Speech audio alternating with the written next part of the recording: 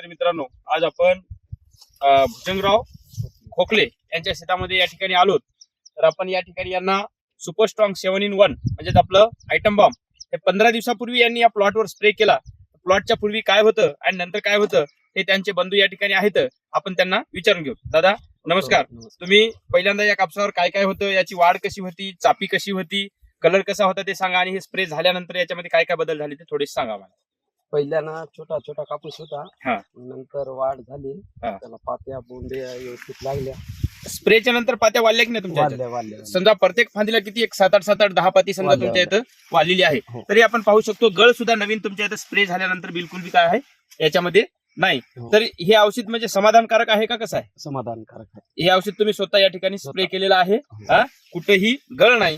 प्रत्येक हे बघा ढेचा प्रत्येक हो. फांदीला आपण काढलेला आहे, आणि प्रत्येक फांदीला हे नवीन जे आहे 5 7 8 बोंड्या. 4 5 बोंड्या काय काय झालेल्या आहेत याला लागलेल्या आहेत.